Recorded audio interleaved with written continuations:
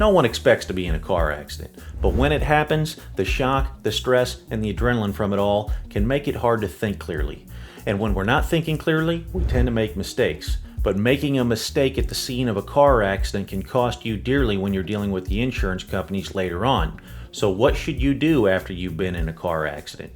Hi folks, my name's Kevin Jones. I'm a personal injury lawyer in Missouri, and today I am going to cover 5 steps that you should take after you've been in a car accident to make sure you get all of the information you need to make a successful insurance claim.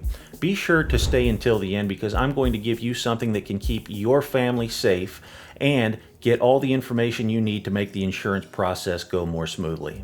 The first thing to do after a car accident is to call the police. Even if it's a relatively minor car accident where the cars are both drivable afterwards and the other driver is being apologetic and saying that he or she will take care of everything and is giving you their insurance information, you still want to call the police because you want a police report that documents what happened at the scene of the accident. You want that police department to show up and interview the drivers involved, and they will do that. And if the at-fault driver admits responsibility at the scene of the accident, the police department's going to document that in the police report that they do after the accident. And that's going to be important because that's going to keep the at-fault driver from changing his or her story later on down the road. And that happens sometimes. Sometimes an at-fault driver who admitted responsibility to the scene of the accident will get home and they'll talk to family and friends, and then the wheels will start turning in their mind and they'll start to realize that their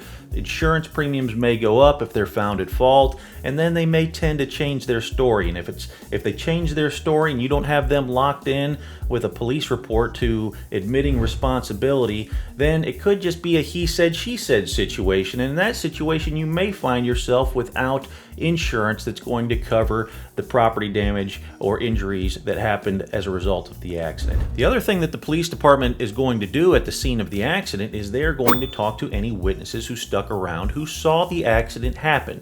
And that can be critically important. You want to make sure that any witnesses and their statements are reflected and documented in the police report, because if there's a dispute about liability later on down the road because the other driver is saying you were at fault for the accident, oftentimes the determination that the insurance company makes about who was at fault for the accident is going to turn on what a neutral third-party witness says about what happened. So you want to make sure that the police department shows up and that they talk to other witnesses who saw the accident happen and document those witness statements in the police report.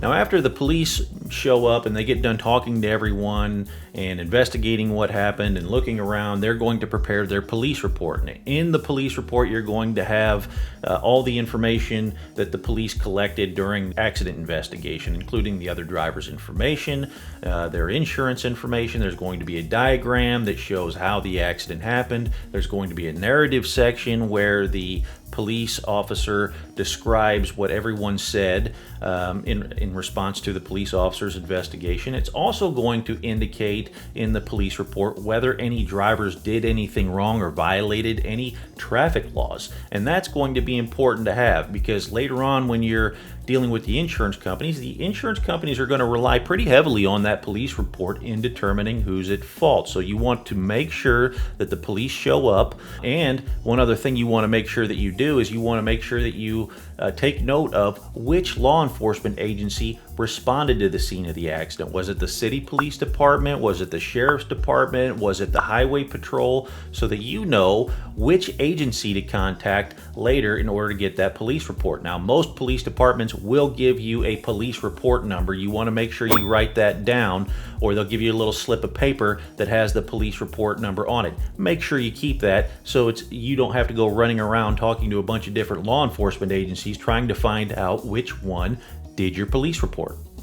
Now, one thing you can do while you are waiting for the police department to show up is you can try to exchange information with the other driver. Of course, you want to get their name, their address, their phone number, but you also want to try to get the other driver's license and insurance card. Just ask to see their driver's license and their insurance card. Take a picture of that information on your phone so you have it later. And it's important to get that information because sometimes these police reports can take a while for the police department to create and then release. Some police departments take weeks to release their police reports, and you don't want to wait that long to file an insurance claim with the other driver's insurance company, which we'll talk about in just a few minutes.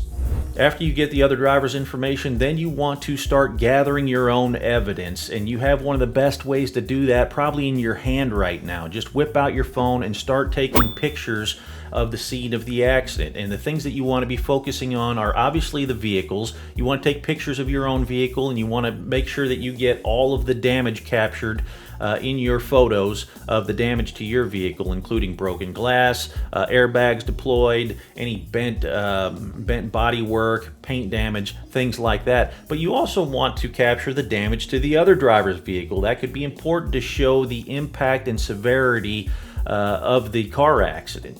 The other thing to capture is any contents of your vehicle that were damaged. You want to make sure you take pictures of that, because you can get reimbursed for your property damage when you make an insurance claim. So if you have any personal property in your vehicle that got damaged as well, you want to take pictures of that. And the other thing to do is to not only focus on just the vehicles themselves, but take pictures of the surroundings as well. Are there skid marks on the ground? Is there any damage to any trees or signs or anything like that? You want to take pictures of all that, because all of that can be important to show how the accident happened. And that's why you also want to zoom out and take kind of a broad picture shot of the entire scene that shows where all the vehicles are, where they sort of landed after the accident. That can also be important for showing how the accident happened. The other thing that you want to do is if you were injured in the accident. Sometimes you won't be able to take pictures, but if you were injured and you're able to take pictures, you want to take pictures of your physical injuries as well, because that will also be important to document your physical injuries after a car accident so that you can receive compensation for that.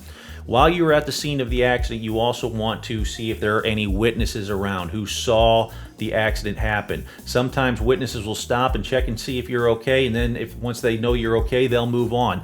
Make sure you get their information. If they saw what happened, it could be critical to get their account of the events to establish liability. So make sure that you get their phone number, their name, or at the very least, take a picture of their license plate so that we can run them down and find out who they were, get their identities, reach out to them, and get their statement about what happened. One thing that you may or may not have in your car is a dash cam. If you have a dash cam, you'll want to pull that out of the car, especially if it's being towed. Make sure you capture that dash cam and pull that out of the car before it gets towed away. So those are some tips on some things that you can do to gather evidence to help you get your claim. And that's critical to do that, especially taking the pictures, because even though you may have called the police department, a lot of times the police department doesn't take pictures of the scene of the accident. They just do a description of what the police department or the police officer observed. So if you want pictures, a lot of times you're going to have to take them yourself, and those pictures can be critical. So make sure you follow this step. The next step is to make sure you go get medical treatment if you were injured in the car accident. A lot of times people put that off. They may be feeling pain, or they may feel a little banged up at the scene of the accident, but they think they'll be all right in a day or two, and it doesn't turn out to be the case. If you're feeling pain at the scene of the accident, you want to go get checked out right away. That day, you want to take the ambulance, or you want to have a friend or family member take you to the hospital to get checked out, because the thing to remember is, after a car accident, your adrenaline may have been pumping, and that adrenaline can mask the pain from injuries that happened inside your body. And you want to make sure that you go to the hospital right away so that they can do the imaging that they need to do to find out if you have any problems going on inside your body that need to be addressed. A lot of times people will not go to a hospital, and they'll wake up the next day or in a few days' time when the pain really sets in, and they first realize that they're hurt a lot worse than they thought they were when they were at the scene of the accident. You want to go get treatment as soon as possible. The longer you wait to go get treatment, the harder it's going to be to diagnose your injuries, the harder it's going to be to make an insurance claim for those injuries. The longer you wait to get treatment, the worse your injuries can get, especially for injuries like head injuries. If you hit your head and may have a concussion afterwards, you want to get that checked out right away, because brain injuries can be very serious. waiting to get medical treatment can also hurt your ability to get reimbursed for your medical bills and for your injuries from the car accident. If you have a large gap between when the accident happened and when you were first treated for the injuries that you sustained in the accident, the insurance company is going to look at that with a large degree of suspicion. They're going to raise their eyebrows at you, and they are going to perhaps even deny your claim. The thinking is that if you were really hurt from a car accident, you would have received treatment or went to go get treatment much earlier than when you did. So that it also protects your interests if you go get medical treatment right away. Now, if you're worried about getting medical treatment because you don't want to get stuck with the medical bills, go watch my video on how to get your medical bills paid for after a car accident. In that video, I cover multiple options for getting your medical bills covered after a car accident so you don't have to come out of pocket to pay for those bills, especially for an accident that's not your fault. I'll put a link to that video at the end of this one. So while it's important to make sure you go get treatment right after a car accident, it's equally important to make sure you continue getting treatment for your injuries until you are fully recovered or you've reached maximum medical improvement. Make sure you follow your doctor's advice on what to do to get better from a car accident injury. If the doctor prescribes physical therapy, make sure you follow through with the physical therapy. If they prescribe some follow-up or some imaging or anything else like that, make sure you do what your doctor's telling you to do. That's important not only to get better, but it's also important to make sure that you properly document your injuries if you decide to make an injury claim. Because I'll give you a little secret here. As far as the insurance company is concerned, if your injuries and your treatment aren't reflected in medical records, they simply just didn't happen. So having the medical records that show the extent of your injuries, how long they lasted, and what the progress of recovery was, and things of that nature is going to be very important if you want to be compensated for those injuries that you received in a car accident. So the next thing you need to do after a car accident is file an insurance claim with the at-fault party's insurance company. And that's pretty easy to do, especially if you got the other driver's insurance card at the scene of the accident like we recommend you do. All you have to do is call the number on that insurance card and report a claim. If you didn't get the insurance card but you do know who the insurance company is, all you have to do is go to Google, type in report a claim, and then whoever the name of the insurance company is. And then right at the top of the search results will be a number for you to call. Just call it, report, and tell the person that you talk to that you want to report a claim, and then you'll get a claim number. You want to write that down because you'll need it later. And then you'll also get assigned to a claims adjuster.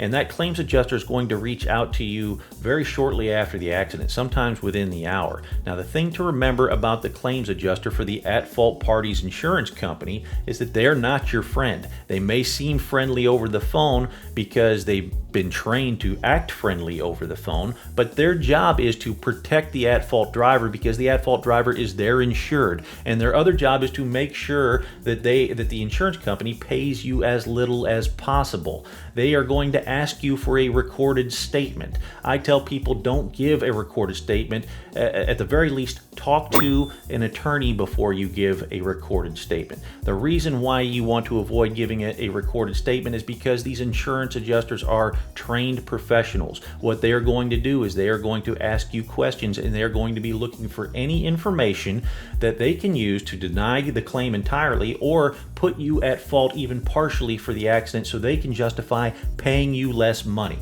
So do not give a recorded statement to the at-fault party's insurance company. Under Missouri law, you're not required to do that. And in most cases, there's no benefit to doing that, especially if the other driver has acknowledged responsibility for causing the accident. In that situation, the insurance company simply doesn't need your recorded statement. They have everything they need to know in order to properly process your claim. So if they keep asking you for a recorded statement, just politely tell them that you would like to talk with legal counsel first, or tell them that you're not comfortable giving a recorded statement until you've collected your thoughts, and that'll give you a little bit of time to put them off while you seek legal advice.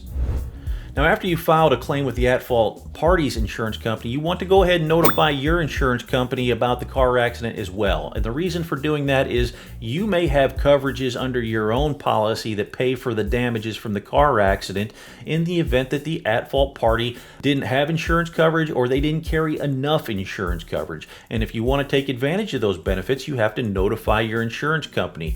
And more than likely, your insurance policy requires you to notify your insurance insurance company after you've been in a car accident, even if you're not intending to make a claim for any of the benefits that you may have under the coverages that you've selected.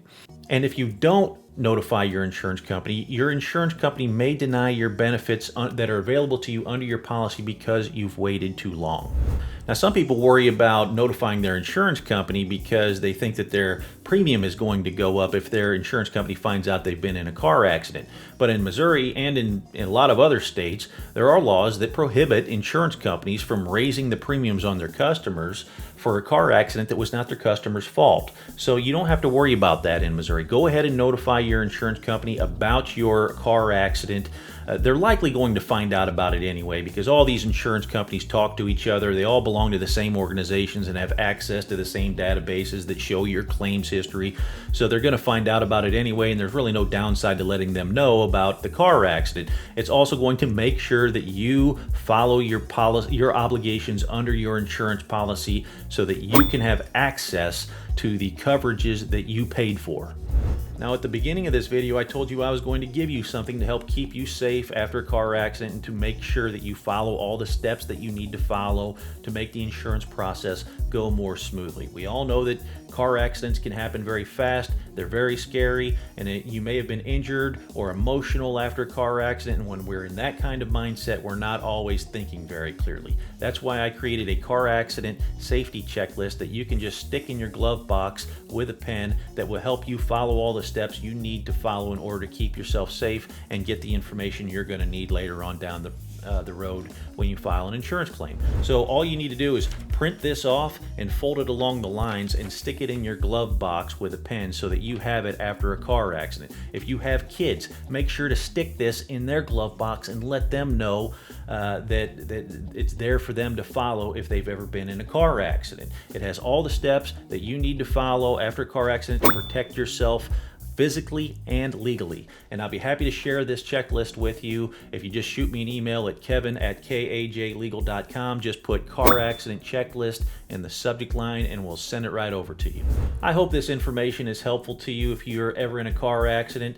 If you've been injured in a car accident and you're looking for someone to help you deal with the insurance companies, get your medical bills paid for, and get you a fair settlement for your injuries, please reach out to my office. I'm happy to talk to you and review your situation and go over your legal options. You can call, text, email, or even send me a message through my website, and I'll be happy to reach out to you and set up a time to talk.